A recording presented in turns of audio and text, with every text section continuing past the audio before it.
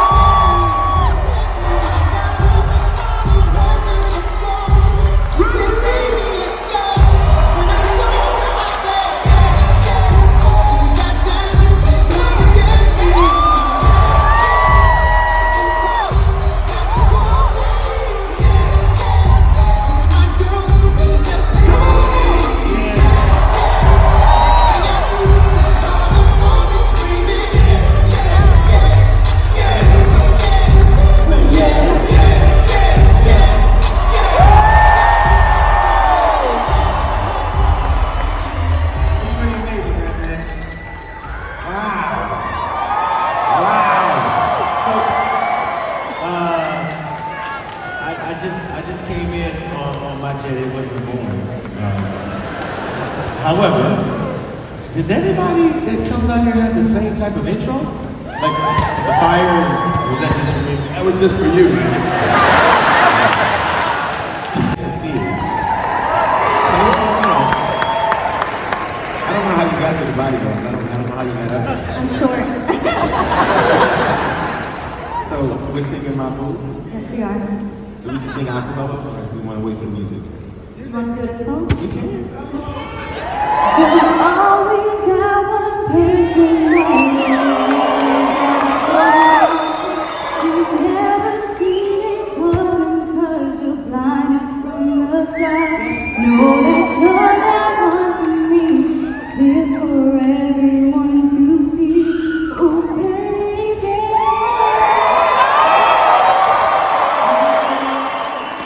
I don't know about y'all, but I know about us. Only way we know how to rock. I don't know about y'all, but I know about us. And it's the only way we remember, girl. I was the one who gave you the first kiss. Well, I remember, girl. I was the one who said that you was like this.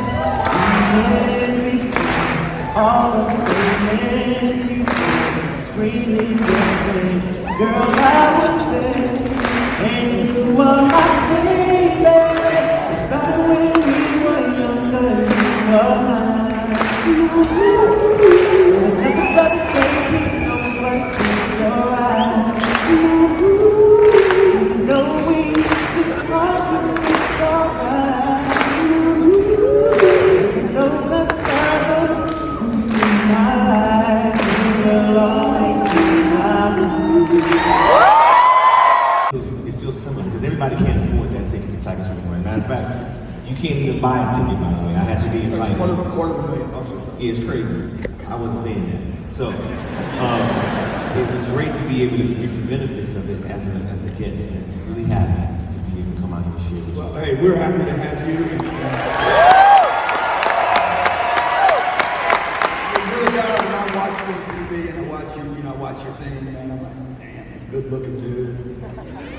Sing, right, ladies?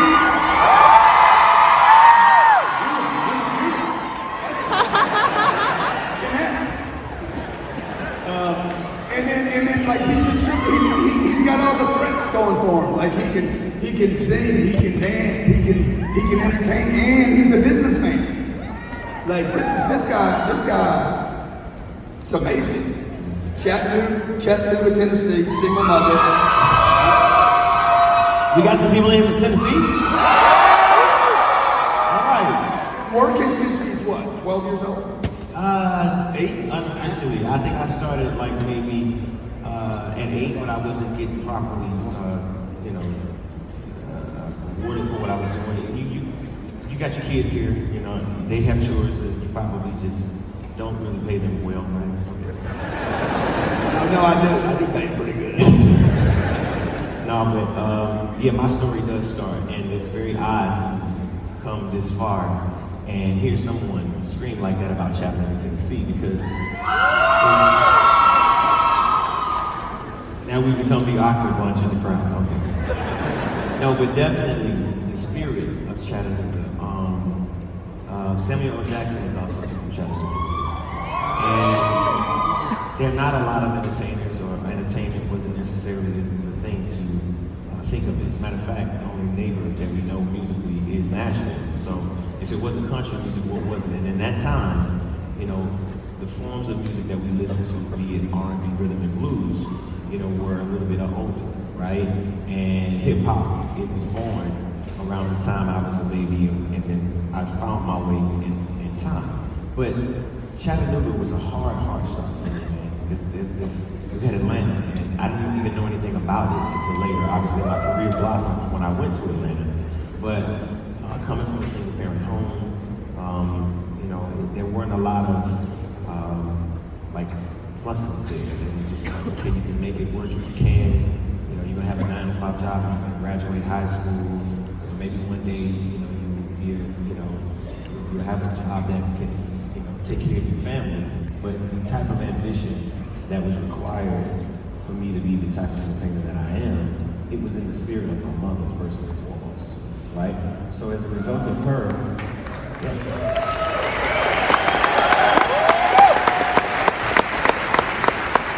and also too, in addition to my mother, like I'm Southern, so everybody's like a neighbor. All of your neighbors are like family. If you get in trouble, everybody is mad at you. So having that environment, and that didn't change. As a matter of fact, as I grew, I understood that as a result of having a village around you, you become stronger. Being in an environment where people are like-minded in terms of what they want. If they're ambitious in music, if they're ambitious in business, if they're ambitious in life, or whatever it might be. As a result of being in that environment, you become a little bit more daring, you become obviously successful if you can just focus on something. You said to me backstage, you always thought about being a superstar. I don't hear many people claim that, but can you share with them like what you were thinking about the legacy, the big Usher, not just the get paid this week Usher? Well, maybe not every person is bold enough to tell you, but yeah, they probably feel that way when they're singing in the shower, or when they're singing in the mirror, or when they're making up their face, and they're thinking about the people who have inspired them to look or feel or be like that. Because all things that we see, they become inspiration for what we choose to be. And yeah, I can remember at the very young age of, I think it was 7 or 8, I'm looking at footage of Michael Jackson overseas in, you know, some foreign country, and there's like a sea of people, and there's a box, you know, like this small, and the audience is an entire stadium, but he's in this little box. I'm like, how could you even, you can't see it from the back of the stage, but manage to entertain all of those people. I'm like, that's what I want to do. I think that's what I'm passionate about. You know, I tried many different things. I mean, I couldn't try a lot. I'm 7. But flag football, it was okay. Baseball, I almost knocked out my front teeth. And football, I just couldn't quite like develop yet. You know? I'm still working on it. So in my mind, I said, you know, this is something that I'm just passionate about. I love listening to the music on the radio, and I sing each and every song that comes on, and I try to sing better than each and every person there. So, yeah. So how did you know? Like, what's the first thing you do to start moving in the direction of that? Vision. Just vision, just thinking of legacy. You know, for me, it's like, I can't think about I can't just think about, I don't know what it was, or maybe it was, once again, that environment of people who were around me who instill these ideas, these mantras in you, to think bigger than what you can see. You know, and the access that you guys have in comparison to what we had in that time, I mean, I could have only said, you know, let me be the #1 artist in Chattanooga, Tennessee. I had to think outside the box. How could I if I'm gonna do this, how do I get to that audience that I saw Michael Jackson have in that stadium? That's what I want. That's You're how old when this is going through? I'm 8. Yeah. You think people should be dreaming that big? Yes.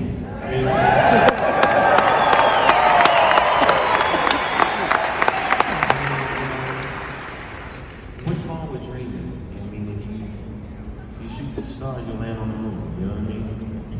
Doesn't cost anything To shoot for the stars? to dream. Yes, that's true. Yes, it does not. It does take focus. This is mantras that I've picked up throughout my life. It does take focus. It does take accountability, integrity, gratitude, and facts matter. If I spend a certain amount of time on anything, I have to become great at it. If I can share the science of life around the idea of what it is that I'm trying to go after, I should be able to succeed. So those mantras, they carry me. And I gathered them when I was much older. But the idea of doing something that I felt was integral, being able to be accountable for my mistakes, man, I thought I was going to win, but I didn't. Should I give up? No, I could have done better. What could I have done better? What is it that I could do to make myself better as an entertainer, whatever? Those mantras, that idea of living that way, led me to this kind of, regimented concept of just, I gotta figure it out. I gotta keep going until I figure it out. Where did the work ethic come from? Where did that? Because you're a single mom. She had to be. I imagine she's like my mother, just terrified. Yeah. She's worried about money every day. Yeah. So who's giving you this? I mean, there's no other option when you feel you're at the bottom, right?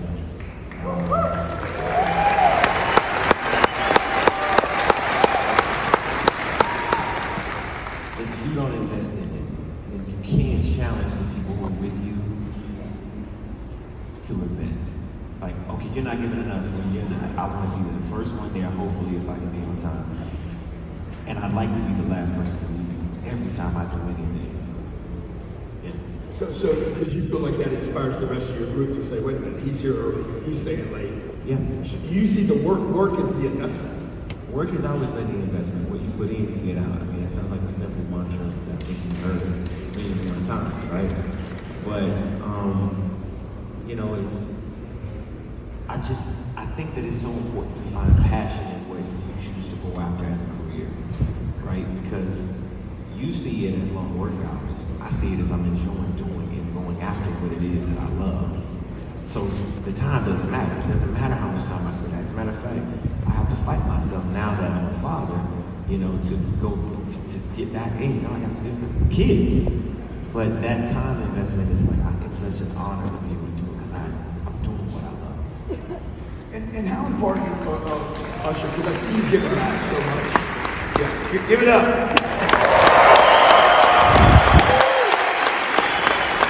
How does a guy as famous, you can't go anywhere in the world, right? So how is, you can't, there's no place you're going to be able to go.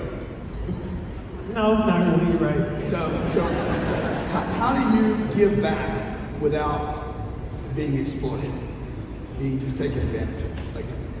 How do you find the balance and still take care of you and your legacy and your career and your business and your brand? I mean, I think you just choose to make the most of it because exploiting whatever opportunity is perspective, right? You can choose to look at that. I could walk out here and people not respond. So how do I manage to find the balance? Well, understanding that it's not just about the goal that is accumulating wealth or finding ways to transfer that wealth, right? The wealth now is my children. So that tree is how I find balance. I think that, again, time investment, man, you try your hardest to do it all, but you can't. It's like you manage your day as much as you possibly can and realize that at the end of the day, I want my children to look at what I'm doing as an example for them. So if I stick to this, they're going to find something that they love and they're going to stick to it as well. But they are a priority and they are why I'm doing this, because you can make $1 billion, have all access and have people screaming your name all over the world. But if you're not happy internally, then why did you do it? Why are you going that way if you can't enjoy it?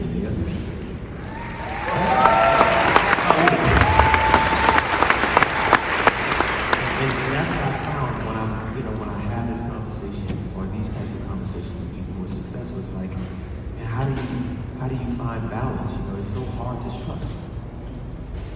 I say trust a very specific group of people, right? It's called a soul circle. Those people who are in that soul circle, it's your wife, it's your sons, your daughters, your family members, those people who you are invested in continue to grow. And because they are invested in you. But it's not about the things, it's not about the ancillaries and things. Where does it come from? Right here. Passion. That passion is family. That passion is finding beauty in that. Because no matter how much money you have, if you're not happy, you're not happy. This is a guy that's had a little bit of success. A lot of money. When did you first know you were going to be a superstar? When did you know it became real to you? Not just in your head, but... I'm a dreamer, so I was 7. I thought I was a superstar already. and let me tell you why. At one point, I swear to you, it was not cool to have a name Usher. No, literally. I mean, you guys go to church, right? Usher. Tell you funny stories. Matter of fact, it's cool now. I tell you, when I first started, I was with a group of kids. We were doing something positive in our cities. They're anti-youth drug group. We would go into high schools and we would sing and dance because we wanted kids to have a positive alternative, not to turn to gangs or drug use, violence and stuff like that, right?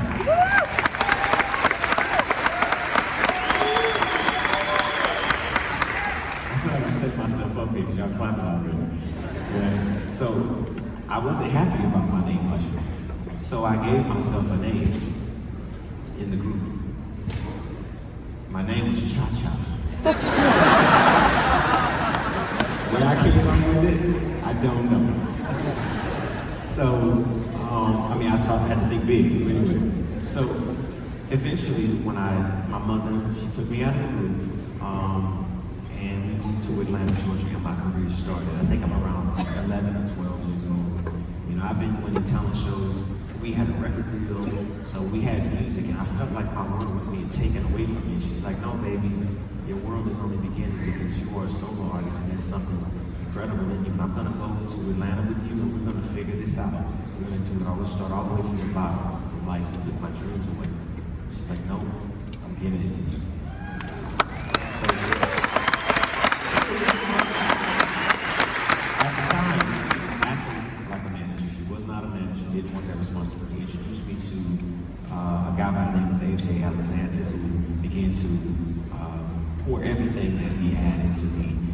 He was a bodyguard. He worked for Bobby Brown. So he introduced me to him, introduced me to people and sing around town and try to make a connection. Anyway, I ended up winning a talent show and met L.A. Reid Babyface, and that was the beginning of my career.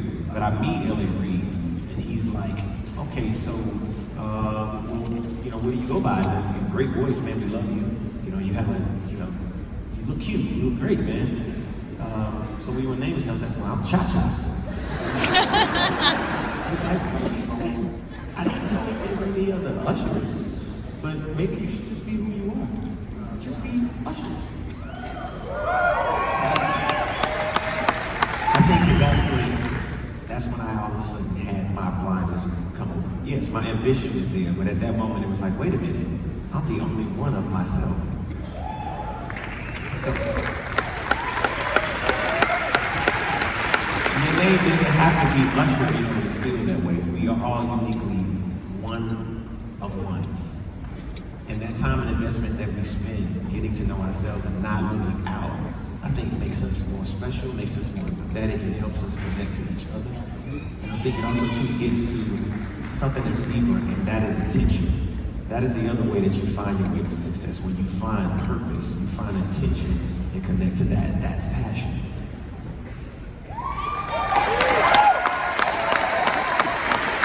And so, like, along the way, have you ever lost your passion? Like, have you ever lost, hey, what am I doing?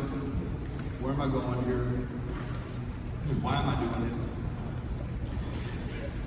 I think there have been times where I felt discouraged. I don't think I ever wanted to completely give up. I think, if anything, I didn't feel like I had enough family around me. And I think this is when I began to understand that I'm not just doing this for the money and the diamonds and the cars and the planes and the things like that. That's not what I mean. I want to be around my family. I want to make my family feel the same way that I feel. I want to look over and know that I'm sharing this success with people that I care about, people who will go to war with me, people through their hard times and my hard times. We've been able to fight and make incredible moments. And that made me love it again. That made me feel like it's worth it. I began to, just only deal with my friends, only deal with the people whom I know I could trust, only people who I know loved me, up or down.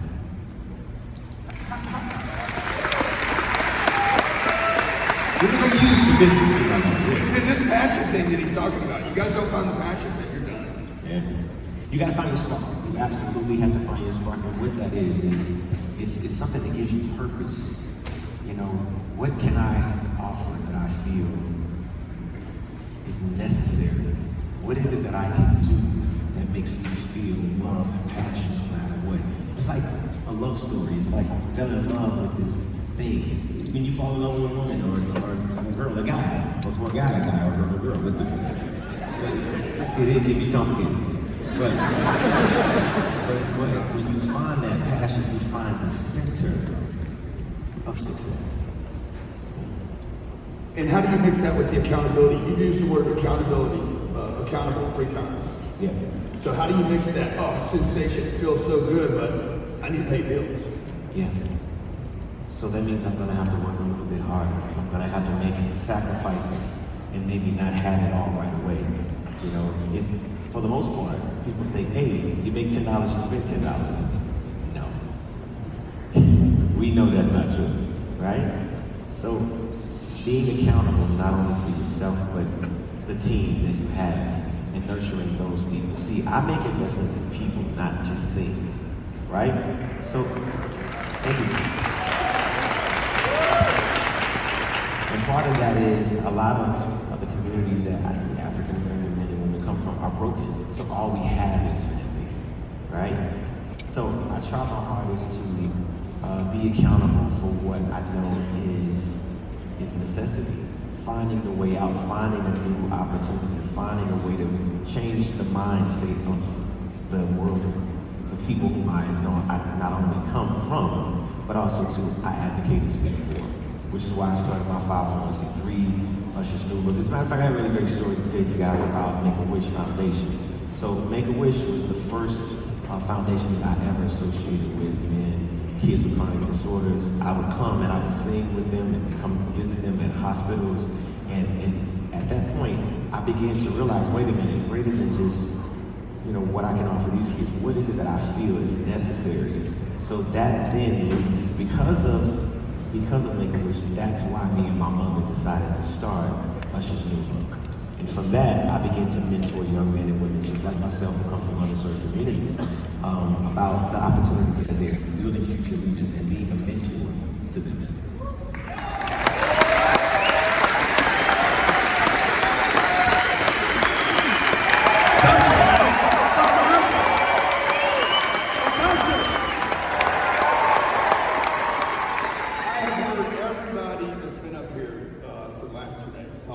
Giving back, man, finding the passion, finding the connection, and finding an example. Now, examples for me have always been the things like, I want to be that. Like, it took a second. Like, Michael Jackson. Yep. Then you said, hey, you saw the Make-A-Wish thing, and it inspired you. Yep. How important is it for these people, these 11,900 people, to leave here and create success? Not for the money, but for the example. Well, you gotta do what you gotta do, but at the same time, you gotta understand the magic of waiting for great. You gotta wait for great. No matter if you have to put in the time, or rather you have to wait for the right moment. You know, I think that gratitude also too plays a very major important part of that as well. You know, for each and every person who is listening to us, yes, we are an example to them. Again, but I go back to you are your own example. You are one of one. The idea that is inside of you starts with you connecting. And sometimes the environment and the people who are around you can speak to the negative that you could be, or either the positive that you will become. So be very careful, one, about the environments that you're in, and you know, you're a product of your environment. You know, I want to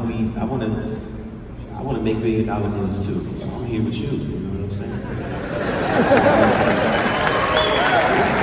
So how does a guy like Usher that's got, how do you know to bring somebody new into your group? And, you know, and how do you stay hungry enough to say, I want to go to the next level? Like-minded interests, being willing to talk, share, get to know each other. You know, a lot of times people feel like they're afraid. Right? Collaboration starts with a step, right? A conversation.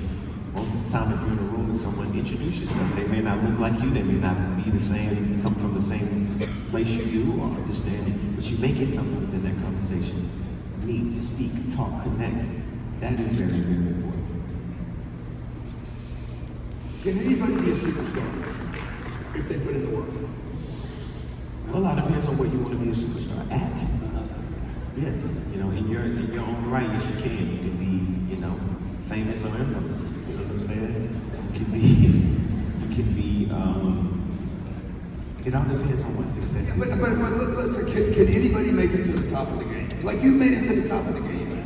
Yeah. So I want to be sure you guys don't say, hey, he's Usher, he made it to the top. You can't relate. You got to figure out a way to relate to this guy. Yeah, well, no, I'm the only one of myself, and you are the only one of who you are. And yes, everybody can have success, but not everybody can sustain it.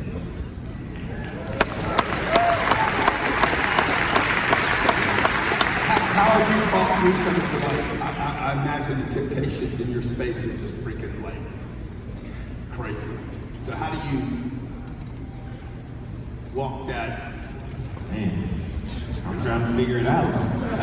Still, temptation will meet you every single day if you let it.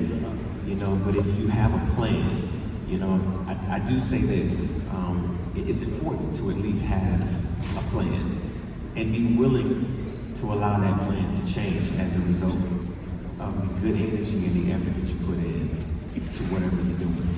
Most people say, hey, that's what I want to become. But the truth is, there is no destination. The journey is the destination.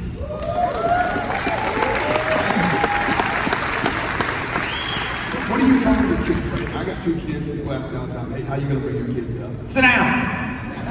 Don't touch that. No, yes. What? I'm busy. I'm on the phone. Okay. What do you need? Okay. What else? Do you worry about them with this too much? Oh, absolutely. As a matter of fact, my kids are on like suspension from it right now. They're back there watching Mad because they gotta watch. Yes. Sit down. No, but listen. How old are they? 11 and 12. Usher Raymond the 5th and Naveed Eli Raymond. You guys want to come out? Come on out. Y'all can hear me. Come out, come on out. So, access, and also to be unrealistic, right? It does take hard work and focus, right? So these are the things that I tell my kids about life, right? I was having a conversation with them just last night, man, and more than anything, like, because they were having this argument about one got something, the other didn't get something, and he's got 2 of these, and I don't have enough of this, and I want the, like, first of all, don't compare any of it. You have what you have, and he has what he has. But the reality is, what your brother did is he found something he was passionate about. And as a result of him finding something he was passionate about, I invested in it. You gotta find your passion, man. You gotta find what it is that makes you happy, something that makes you something that drives you, something that makes you feel like I can take it to the woman because I do this better than anybody else. You find that, and it'll take care of you. When I was 8 years old, man, I found it. And to this day, right now, it's taking care of you, me, all of these people, as a result of just finding that passion. So if there's anything I can tell you, is to find something that you really love and stick to it, man. Other than video games. These people are listening to you. Don't kids listen? Are you listening to me?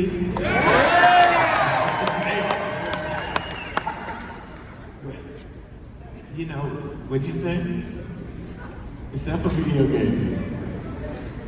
He's making a fortune. Well, here's the thing. I think that is a really great thing, right? But it also too is a treat. And it starts with understanding that is a privilege, right? It's a privilege to be able to do that, to sit on your butt and be able to play games and be great at it. It's cool. I want my kids to be active. I want them to understand something greater than just what's in this box. I want them to know people. I want them to connect, not just here. I want them to connect because we live in a world right now that makes us all different. We live in a world that obviously creates segregation in many ways, disconnection, lack of empathy, right? And this tool that stands in between me and you is not allowing me to see you. To connect with you.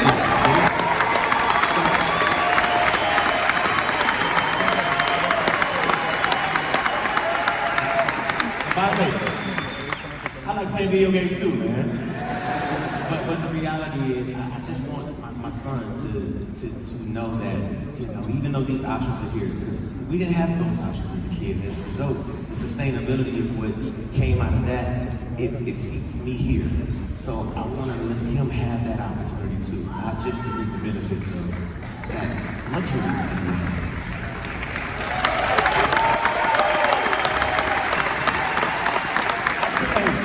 Yeah, by the way, you're lucky that my stage is spinning because I still hear you talking to you. We took our 10-year-old Sabrina off the phone. I thought she was like turning into a little crack addict, like going through withdrawals. How do you do a 16, 18-hour day and stay in such good shape? Because you always look good, like you're looking fresh and young. And how good does your guy look?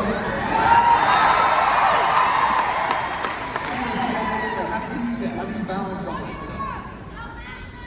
I love you too. Chattown, that's right. Man, a minute ago you guys were over there, sorry. So no, how do you stay young?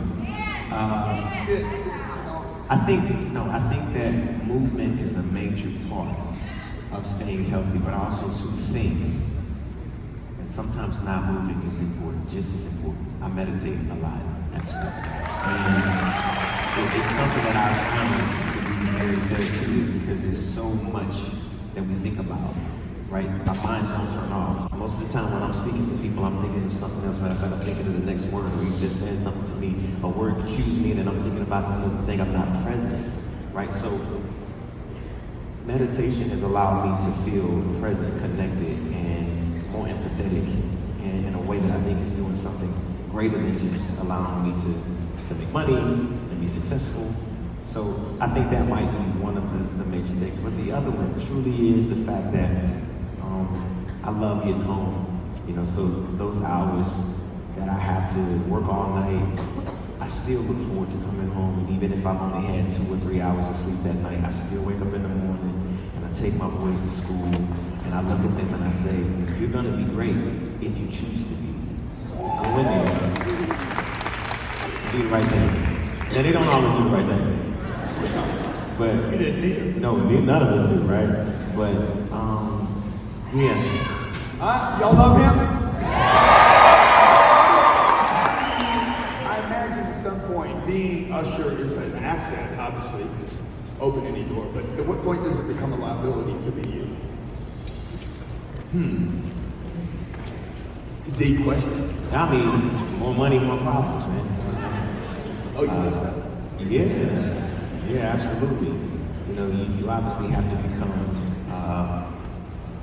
more deliberate in your choices and very specific about how you move with your brand and who you associate with. Yeah. How do you transition from entrepreneur, from artist to entrepreneur? How do you make that transition and have the world take you seriously? Is it just the results, or is it just? I think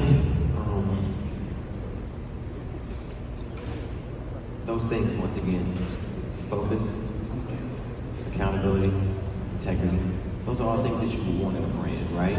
So if I'm able to do those things as a person, there's a possibility that we may be able to do that together as business, in business.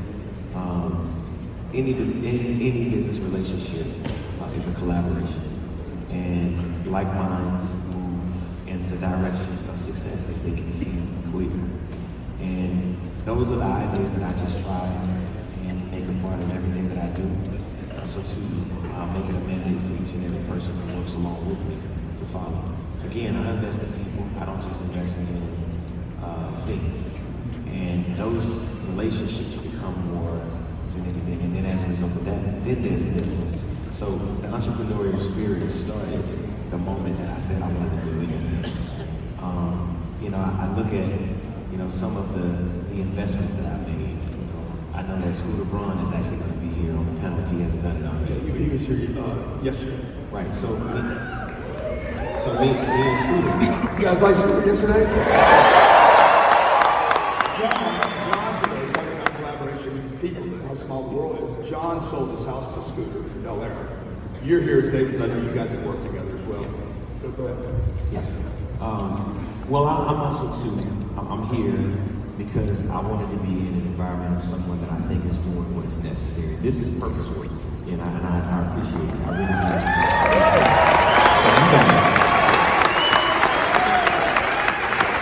But investing in people then gives you opportunity to have access, and you got to be ready for success. That's the other thing, right? So Scooter and I, we're just two young kids in Atlanta trying to find our way. He's a local promoter. He has an artist that he's working with, and I meet this guy, and things don't go well. We actually fall out, and then along the way, he meets this kid. He has this incredible kid that everybody's trying to get. Justin Timberlake is trying to get him.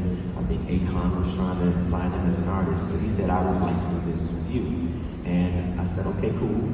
Well, in what capacity, are you working? He's like, well, I just like this kid. I just really believe in it. I found him online. I said, what are you doing looking at kids online? So as a result of that investment in him, I look at all of what he has and where he's gone, and I can celebrate too, because I can remember a time when Scooter couldn't see himself the way that he is. I said, man, you should be his manager. He's like, what? And I don't have to ask, yes, you should be his manager. Let's take this kid and let's go all around the world, man. I think people are gonna love it. I know how to teach you my part, and you're gonna do your thing, and let's go. And that kid was Justin Bieber. What are you looking at? Like, when you do something with people, what are you looking for in that people? You said you invest in people, not things. What are you looking for in a partnership, in a collaboration? An amazing deck. First, but that's business term, right? So what does that term mean? A deck? Yes, a formal deck where I can look at it and be able to completely get an idea and with clarity what it is that you're going after. I mean, there's things to collaborate on and brands to associate with and ways to invest seed money into